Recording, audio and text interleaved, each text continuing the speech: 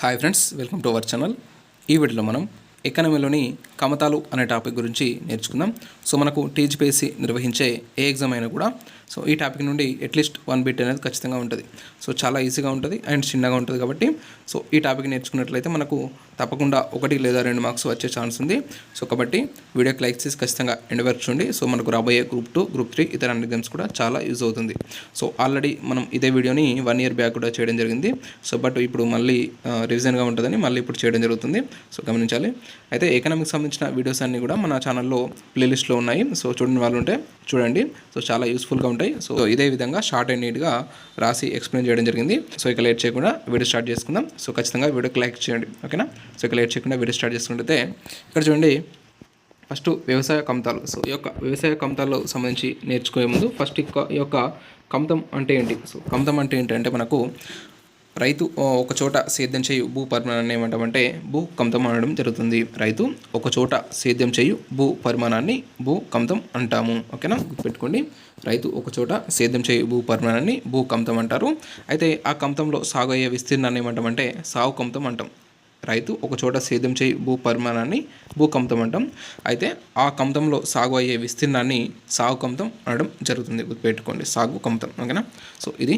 So next చూసినట్టయితే వ్యవసాయ కుటుంబ సభ్యులందరికీ సముచిత జీవన ప్రమాణం మరియు ఉపాధి అవకాశాలు కల్పించే భూ పరిమాణాన్ని ఆర్థిక కమతం అంటారు. వ్యవసాయ కుటుంబ సభ్యులందరికీ సముచిత జీవన ప్రమాణం మరియు ఉపాధి అవకాశాలు కల్పించే భూ పరిమాణాన్ని ఏమంటాం? ఆర్థిక కమతం అనడం జరుగుతుంది, ఓకేనా. సో ఇవి మనకి డెఫినేషన్స్. సో నెక్స్ట్ చూసినట్టయితే భూ కమతాలకు సంబంధించి సమాచారం ప్రతి 5 సంవత్సరాలకు ఒకసారి సేకరిస్తారు. అయితే మనకు ఈ యొక్క కమతాలకు సంబంధించిన సమాచారం అనేది ఎన్ని సంవత్సరాలకు ఒకసారి సేకరించడం జరుగుతుందంటే 5 సంవత్సరాలకు ఒకసారి సేకరిస్తారు. 5 సంవత్సరాలకు ఒకసారి సేకరించడం జరుగుతుంది, పెట్టుకోండి. సో నెక్స్ట్ దేశవ్యాప్తంగా ఇప్పటివరకు 10 సార్లు వ్యవసాయ కమతాల గణన పూర్తి చేయగా చివరిసారిగా 2015-16లో చేశారు. సో ఇప్పటివరకు ఎన్నిసార్లు చేశారు? 10 సార్లు ఈ యొక్క వ్యవసాయ కమతాల గణన పూర్తి చేయడం జరిగింది. అయితే మనకు చివరిసారిగా ఎప్పుడు చేశారంటే 2015-16లో చేయడం జరిగింది. మరి మొదట ఎప్పుడు చేశారంటే 1970-71లో మొదటిగా చేయడం జరిగింది. చివరిసారిగా వచ్చేసి 2015-16లో చేయడం జరిగింది, ఓకేనా. గుర్తుపెట్టుకోండి.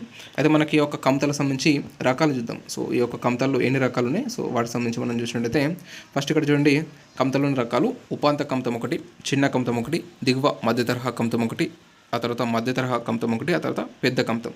సో ఈ యొక్క మనకు ఉపాంత కమతం అంటే ఏంటంటే 1 హెక్టార్ లోపు భూమి, 1 హెక్టార్ లోపు భూమి ఉంటే మనం ఉపాంత కమతం అంటాం, ఓకేనా. సో 1 హెక్టార్ లోపు భూమి ఉంటే మనం ఏమంటాం? ఉపాంత కమతం అంటాం. లేదా 1 హెక్టార్ అనొచ్చు, లేదంటే 2.5 ఎకరాలని కూడా అనొచ్చు, 2.5 ఎకరాలని కూడా అనొచ్చు. అదేవిధంగా చిన్న కమతం అంటే ఏంటంటే 1 నుంచి 2 హెక్టార్లు, 1 నుంచి 2 హెక్టార్ల భూమి గల భూమి ఉంటే మనం ఏమంటాం? చిన్న కమతం అంటాం. 1 నుంచి 2 హెక్టార్లు అనొచ్చు, లేకపోతే 2.5 నుండి 5 ఎకరాలను కూడా అనొచ్చు, ఓకేనా. ఆ తర్వాత చూసినట్టయితే దిగువ మధ్య తరహా కమతం. సో ఇది వచ్చేసి మనకు 2 నుంచి 4 హెక్టార్లు ఉంటే మనకు దిగువ మధ్య తరహా కమతం అంటాం. సో 2 నుంచి 4 హెక్టార్లు, లేదంటే 5 హెక్టార్ల నుండి 5 ఎకరాల నుండి 10 ఎకరాలు, ఓకేనా. ఆ తర్వాత చూసినట్టయితే మధ్య తరహా కమతం. మధ్య తరహా కమతం వచ్చేసి 4 నుంచి 10 హెక్టార్లు. ఆ తర్వాత పెద్ద తరహా కమతం వచ్చేసి మనకు 10 హెక్టార్ల కంటే ఎక్కువ, 10 హెక్టార్ల కంటే ఎక్కువ భూమి ఉంటే పెద్ద కమతం అంటాం. ఒకసారి మళ్ళీ చెప్తున్నా చూడండి. ఉపాంత కమతం అంటే ఏంటంటే 1 హెక్టార్ లోపు భూమి ఉంటే మనం ఉపాంత కమతం అంటాం. 1 హెక్టార్ లోపు భూమి లేదా మనం ఏమంటే 2.5 ఎకరాల లోపు భూమి ఉంటే మనం అప్పుడు ఉపాంత కమతం అంటాం. అదేవిధంగా చిన్న కమతం. చిన్న కమతం అంటే ఏంటంటే 1 నుండి 2 హెక్టార్ల భూమి లేక 2.5 ఎకరాల నుండి 5 ఎకరాలు. సో 2.5 ఎకరాల నుండి 5 ఎకరాల వరకు భూమి ఉంటే మనం చిన్న కమతం అంటాం. లేదంటే నెక్స్ట్ చూసినట్టయితే దిగువ మధ్య తరహా కమతం. దిగువ మధ్య తరహా కమతం అంటే 2 నుండి 4 హెక్టార్ల భూమి లేదా సో 5 ఎకరాల నుండి 10 ఎకరాలు, 5 ఎకరాల నుండి 10 ఎకరాల వరకు భూమి ఉంటే మనం దిగువ మధ్య తరహా కమతం అంటాం. అదేవిధంగా చూసినట్టయితే మధ్య తరహా కమతం. మధ్య తరహా కమతం వచ్చేసి మనకు 4 నుండి 10 హెక్టార్లు, 4 నుండి 10 హెక్టార్లు లేదా 10 ఎకరాల నుండి 25 ఎకరాలు, 10 ఎకరాల నుండి 25 ఎకరాల భూమి ఉంటే మనం ఏమంటాం? అప్పుడు మధ్య తరహా కమతం అంటాం. అదేవిధంగా పెద్ద తరహా కమతం అంటే మనకు 10 హెక్టార్ల కంటే ఎక్కువ భూమి ఉంటాయి. అదేవిధంగా సో 10 హెక్టార్ల కంటే ఎక్కువ లేదా 25 ఎకరాల కంటే ఎక్కువ, 25 ఎకరాల కంటే ఎక్కువ భూమి ఉంటే మనం ఏమంటాం? పెద్ద కమతం అంటాం, ఓకేనా. సో అర్థమైంది అనుకుంటా. సో నెక్స్ట్ చూసినట్టయితే సో అయితే మనం ఈ యొక్క 2015-16 గణన ప్రకారం సో కమతాల సంఖ్య ఏ విధంగా ఉంది, విస్తీర్ణం ఏ విధంగా ఉంది అనేది మనం ఇక్కడ చూద్దాం, ఓకేనా. సో ఇక్కడ చూడండి, దేశంలో మొత్తం కమతాల సంఖ్య ఎంత? సో దేశంలో మొత్తం కమతాల సంఖ్య వచ్చేసి మనకు 146.45 మిలియన్లుగా చెప్పుకోవచ్చు. దేశంలో మొత్తం కమతాల సంఖ్య వచ్చేసి 146.45 మిలియన్లుగా చెప్పుకోవచ్చు, గుర్తుపెట్టుకోండి. అదేవిధంగా దేశంలో మొత్తం కమతాల విస్తీర్ణం, సో విస్తీర్ణం పరంగా చూసుకున్నట్టయితే 157.14 మిలియన్ హెక్టార్లు, 157.14 మిలియన్ హెక్టార్లుగా చెప్పుకోవచ్చు. సో సంఖ్యాపరంగా చూసుకున్నట్టయితే 146.45 మిలియన్లు. అదేవిధంగా విస్తీర్ణం పరంగా చూసుకున్నట్టయితే 157.14 మిలియన్ హెక్టార్లుగా చెప్పుకోవచ్చు. సో మరి మన తెలంగాణ రాష్ట్రంలో కనుక చూసినట్టయితే చూడండి, సో తెలంగాణ రాష్ట్రంలో కనుక చూసినట్టయితే మనకు మొత్తం కమతాల సంఖ్య వచ్చేసి 59.48 లక్షలు, 59.48 లక్షలుగా చెప్పుకోవచ్చు. అదేవిధంగా విస్తీర్ణం కనుక చూసినట్టయితే 59.72 లక్షల హెక్టార్లు, 59.72 లక్షల హెక్టార్లుగా చెప్పుకోవచ్చు. ఓకేనా. సో రాష్ట్రంలో మొత్తం కమతాల సంఖ్య 59.48 లక్షలు, అదేవిధంగా విస్తీర్ణం వచ్చేసి 59.72 లక్షల హెక్టార్లుగా చెప్పుకోవచ్చు. ఓకే. సో నెక్స్ట్ చూసినట్టయితే మనకు ఈ యొక్క దేశంలో 2015-16 గణాంకాల ప్రకారం సగటు కమత పరిమాణం ఎంత? సో సగటు కమత పరిమాణం వచ్చేసి మనకు 1.08 హెక్టార్లుగా చెప్పుకోవచ్చు, లేదా 2.7 ఎకరాలు అని అనొచ్చు. ఓకేనా. సో ఇవన్నీ కూడా మనకు చాలా ఎగ్జామ్స్లో వచ్చిన బిట్స్ ఇవన్నీ కూడా. ఓకేనా. సో దేశంలో 2015-16 ప్రకారం సగటు కమత పరిమాణం ఎంత అంటే 1.08 హెక్టార్లుగా చెప్పుకోవచ్చు, 1.08 హెక్టార్లు లేదా 2.7 ఎకరాలు అని కూడా అనొచ్చు. అదేవిధంగా మన తెలంగాణ రాష్ట్రంలో కనుక చూసినట్టయితే 1.00 హెక్టార్లుగా చెప్పుకోవచ్చు, 1.00 హెక్టార్లు లేదా 2.5 ఎకరాలుగా చెప్పుకోవచ్చు. అయితే మనకు ఇక్కడ చూడండి 2.7 ఎకరాలు, 2.5 ఎకరాలు. సో ఇక్కడ కంటే ఇక్కడ ఎంత ఎక్కువ ఉంది? 0.2. సో అంటే మనకు మన తెలంగాణ రాష్ట్రంలోని ఈ యొక్క కమతాల సగటు పరిమాణం కంటే దేశంలో ఎక్కువ. ఓకేనా. 2015-16 గణాంకాల ప్రకారం మన తెలంగాణ రాష్ట్రంలోని సగటు భూ కమతాల పరిమాణం కంటే దేశంలో 0.2 ఎకరాస్ అనేది ఎక్కువగా చెప్పుకోవచ్చు. ఓకేనా. సో ఇది గుర్తుపెట్టుకోండి. సో మన తెలంగాణ కంటే భారతదేశం అనేది ఎక్కువగా ఉన్నది. ఓకేనా, సగటు కమత పరిమాణం విషయంలో. సో నెక్స్ట్ ఏంటంటే 2015-16 ప్రకారం అత్యధిక కమతాల సంఖ్య ఎవరి దగ్గర ఉందంటే మనకు ఉపాంత రైతుల వద్ద ఉంది. ఉపాంత రైతుల వద్ద ఎంత ఉందంటే 68% వరకు ఉంది. సో 2015-16 ప్రకారం అత్యధిక కమతాల సంఖ్య వచ్చేసి ఉపాంత రైతుల వద్ద 68%గా ఉంది. ఆ తర్వాత అతి తక్కువ కమతాల సంఖ్య వచ్చేసి మనకు పెద్ద రైతుల వద్ద ఉంది. పెద్ద రైతుల వద్ద ఎంత అంటే 0.6%గా ఉంది. 0.6%గా ఉంది. సో మళ్ళీ చెప్తున్నా వినండి, 2015-16 ప్రకారం అత్యధిక కమతాల సంఖ్య ఎవరి దగ్గర ఉందంటే ఉపాంత రైతుల వద్ద ఉంది. సో ఉపాంత రైతుల వద్ద ఉంది. ఆ తర్వాత అతి తక్కువ కమతాల సంఖ్య వచ్చేసి మనకు పెద్ద రైతుల వద్ద ఉంది. ఎంత అంటే 0.6%. ఓకేనా. సో నెక్స్ట్ చూసినట్టయితే మనకు ఈ యొక్క గణాంకాల ప్రకారం అత్యధిక కమతాల సంఖ్యలు గల రాష్ట్రాలు 2015-16 గణాంకాల ప్రకారం అత్యధిక కమతాల సంఖ్య, ఇక్కడ సంఖ్యపరంగా గుర్తుపెట్టుకోండి. సంఖ్యపరంగా చూసినట్టయితే ఉత్తరప్రదేశ్, ఆ తర్వాత బీహార్, ఆ తర్వాత మహారాష్ట్ర.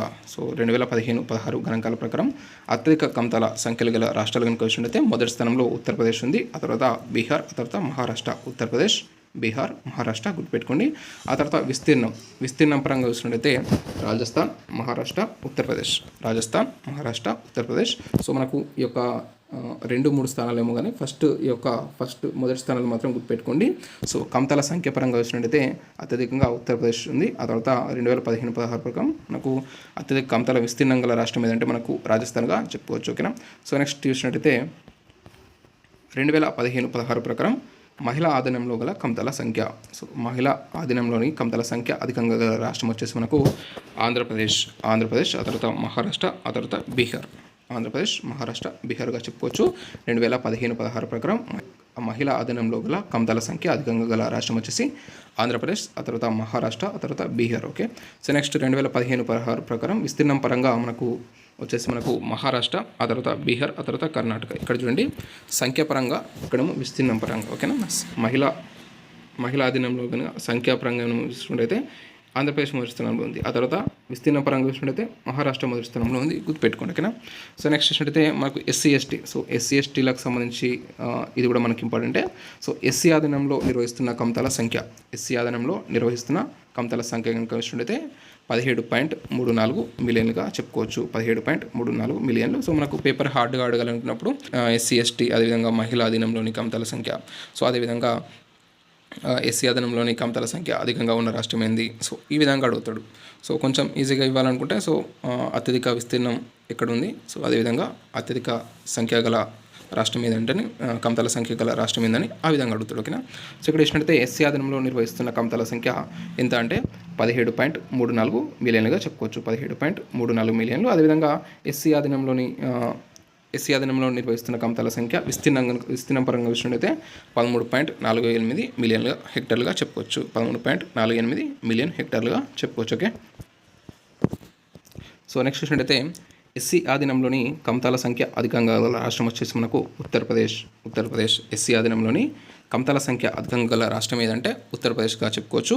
అదేవిధంగా ఎస్సీ ఆధీనంలోని కమతాల సంఖ్య విస్తీర్ణం అధికంగా ఉన్న రాష్ట్రం వచ్చేసి రాజస్థాన్ గుర్తుపెట్టుకోండి. సో మనకు ఎస్సీ ఆధీనంలోని కమతాల సంఖ్య అధికంగా ఉన్న రాష్ట్రం వచ్చేసి ఉత్తరప్రదేశ్. అదేవిధంగా ఎస్సీ ఆధీనంలోని కమతాల విస్తీర్ణం అధికంగా ఉన్న రాష్ట్రం వచ్చేసి రాజస్థాన్గా చెప్పుకోవచ్చు. సో అదేవిధంగా మనకు నెక్స్ట్ ఎస్టీల పరంగా చూసినట్టయితే ఎస్టీల ఆధీనంలోని కమతాల సంఖ్య ఎంత అంటే మనకు సంఖ్య పరంగా చూసినట్టయితే 12.67 మిలియన్స్గా చెప్పుకోవచ్చు. గుర్తుపెట్టుకోండి. సో ఇక్కడ రాయలేను నేను. సో ఇక్కడ చూడండి. సో 12.67 మిలియన్గా చెప్పుకోవచ్చు. అదేవిధంగా ఎస్టీ ఆధీనంలోని విస్తీర్ణం పరంగా చూసినట్టయితే 17.78 మిలియన్ హెక్టార్లుగా చెప్పుకోవచ్చు. మిలియన్ హెక్టార్లు. ఓకేనా. సో 12.67 మిలియన్లు వచ్చేసి మనకు సంఖ్యపరంగా ఎస్టీల సంఖ్యపరంగా ఎస్టీ సంఖ్యపరంగా అదేవిధంగా మనకు ఈ యొక్క 17.78 వచ్చేసి మనకు విస్తీర్ణం పరంగా గుర్తుపెట్టుకోండి. ఓకేనా. సో ఎస్టీ ఆధీనంలోని కమతాల సంఖ్య ఎంత 12.67 మిలియన్గా చెప్పుకోవచ్చు. అదేవిధంగా ఎస్టీ ఆధీనంలోని కమతాల విస్తీర్ణం పరంగా చూసినట్టయితే 17.78 మిలియన్ హెక్టార్లుగా చెప్పుకోవచ్చు. ఓకే. సో అయితే మనకు ఈ యొక్క ఎస్టీ ఆధీనంలోని కమతాల సంఖ్య అధికంగా గల రాష్ట్రం ఏది అనేది మీరు కింద కామెంట్ బాక్స్లో కామెంట్ చేయండి. సో మీరు బుక్ ఉంటే బుక్లో చూసి కామెంట్ చేయండి, లేదంటే గూగుల్లో సెర్చ్ చేసి కామెంట్ చేయండి. సో దీనివల్ల ఏమవుతుందంటే మీరు సెర్చ్ చేసింది మీకు ఎక్కువగా గుర్తుంటుంది. సో నేను ఇది మిమ్మల్ని అడిగిన కాబట్టి సో మీరు చెప్పింది నాకు కూడా ఇంకెక్కువగా గుర్తుండే ఛాన్స్ ఉంటుంది. ఓకేనా. సో అయితే మనకు ఇక్కడ నెక్స్ట్ చూసినట్టయితే మరి సగటు కమత పరిమాణం అధికంగా గల రాష్ట్రం ఏది? సగటు కమత పరిమాణం అధికంగా ఇక్కడ మనం సగటు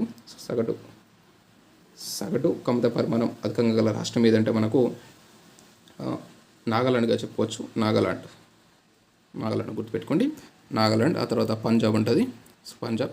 సో సగటు కమత పరిమాణం అధికంగా గల రాష్ట్రం వచ్చేసి నాగాలాండ్గా చెప్పుకోవచ్చు. ఆ తర్వాత పంజాబ్గా చెప్పుకోవచ్చు. అదేవిధంగా సగటు కమత పరిమాణం అల్పంగా గల రాష్ట్రం వచ్చేసి కేరళ పెట్టుకోండి. కేరళగా చెప్పుకోవచ్చు. సగటు కమత పరిమాణం అల్పంగా గల రాష్ట్రం వచ్చేసి కేరళ, అధికం వచ్చేసి నాగాలాండ్, ఆ తర్వాత పంజాబ్ గుర్తుపెట్టుకోండి. ఓకేనా. సో ఇది ఈరోజు వీడియో. నెక్స్ట్ వీడియోలో తెలంగాణలోని భూకమతాల సంఖ్య పరంగా తెలంగాణ యొక్క స్థానం ఏంది, అదేవిధంగా మన తెలంగాణ రాష్ట్రంలో కమతాల పరిమాణం అధికంగా గల జిల్లాలు ఏవి, అదేవిధంగా సో ఏ కమతాల పరంగా ఏ జిల్లాలు ముందున్నాయి అనేది నెక్స్ట్ వీడియోలో చూద్దాం. సో ఈ వీడియోకి మీరు నచ్చినట్లయితే ఖచ్చితంగా లైక్ చేయండి, షేర్ చేయండి, అలాగే సబ్స్క్రైబ్ చేయండి. Thanks for watching. Thank you.